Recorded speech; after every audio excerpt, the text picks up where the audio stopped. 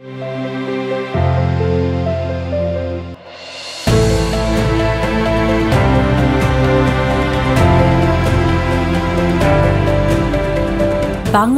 জাতীয়তাবাদ, বহুদলীয় গণতন্ত্র, অবকাঠামোগত উন্নয়ন ও জনগণের অধিকার রক্ষার অঙ্গীকার নিয়ে ১৯৭৮ সালের ১ সেপ্টেম্বর মহান স্বাধীনতার ঘোষক শহীদ প্রেসিডেন্ট জিয়াউর রহমানের নেতৃত্বে জন্ম নেয় বাংলাদেশ জাতীয়তাবাদী দল বিএনপি। এই সময় তিনি একদলীয় বাকশাল বিলোপ করেন ও সকলকে গণতন্ত্র চর্চায় উদ্বুদ্ধ করেন। মানুষের ভোটাধিকার ফিরিয়ে দিয়ে সেই সময় শুরু হয় স্বনির্ভর বাংলাদেশের এক নতুন যাত্রা। উন্মুক্ত হয় অর্থনীতি, গড়ে ওঠে শিল্প কারখানা, আমূল পরিবর্তন আসে অবকাঠামোতে, নারীর ক্ষমতায়ন এবং শিক্ষারও প্রসার ঘটে সেই সংক্ষিপ্ত সময়ে। অর্থনৈতিক মুক্তি ও স্বনির্ভরতার পথে বাংলাদেশ যখন এগিয়ে যাচ্ছিল, ঠিক তখন ১৯৮১ সালের ৩০ মে চট্টগ্রাম সার্কিট হাউসে এক ব্যর্থ সামরিক অভ্যুত্থানে শহীদ হন প্রেসিডেন্ট জিয়াউর রহমান। লক্ষ লক্ষ মানুষের অশ্রু ও ভালোবাসায় তার বিদায়ের পর বাংলাদেশে নেমে আসে স্বৈরশাসন।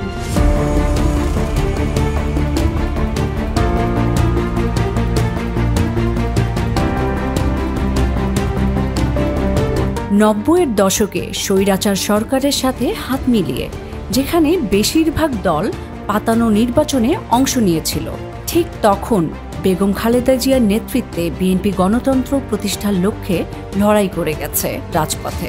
এরপর আন্দোলনের সফলতা অর্জন করে গণমানুষের ভোটে নির্বাচিত হয়ে ১৯৯১ সালে বিএনপি সরকার গঠন করে।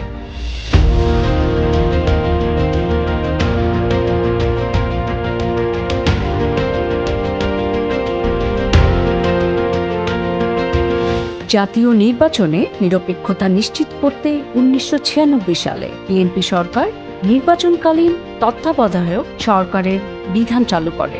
এরপর ২০০১ সালের সরকার গঠন করে বিএনপি এদেশে দীর্ঘমেয়াদী অর্থনৈতিক রূপরেখা তৈরি করে।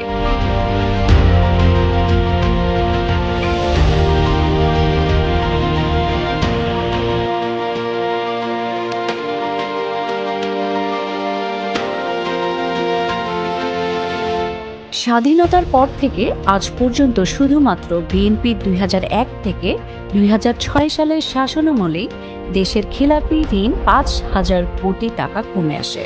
বাংলাদেশের ইতিহাসে এই অর্থনৈতিক অর্জন নজিরবিহীন।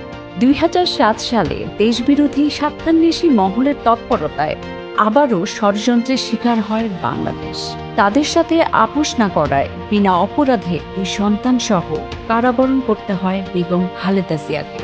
মিথ্যা মামলা দিয়ে গ্রেপ্তার করা হয় বিএনপির হাজারো নেতাকর্মীকে।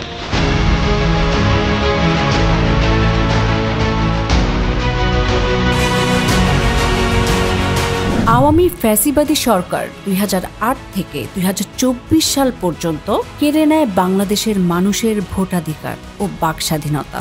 সে সময় ফ্যাসিস্ট হাসিনার সর্বগ্রাসী আগ্রাসন থেকে দেশ বাঁচানোর লড়াইয়ে সবচেয়ে বেশি ক্ষতিগ্রস্ত হয় বিএনপি।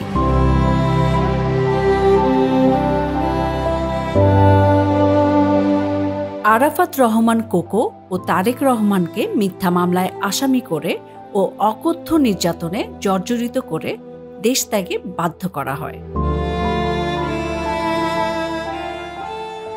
হত্যার শিকার হয় ৪,৭৭১ নেতাকর্মী, গুম করা হয় ১২০৪ জনকে, প্রায় ১,৪৩,০০০ মামলায় আসামি করা হয় প্রায় ৬০ লক্ষ নেতাকর্মীকে।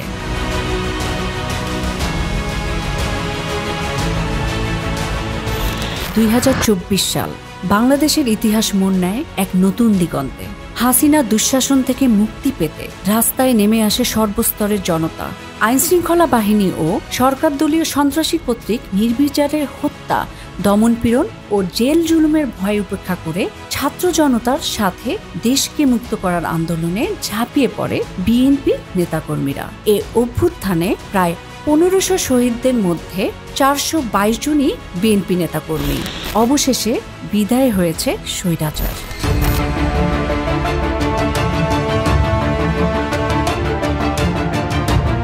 এখন অপেক্ষা একটি শান্তিপূর্ণ ও সুষ্ঠু নির্বাচনের, যার মধ্য দিয়ে বাংলাদেশের জনগণ ভোটাধিকার প্রয়োগ করে তাদের পছন্দের সরকার নির্বাচিত করবে।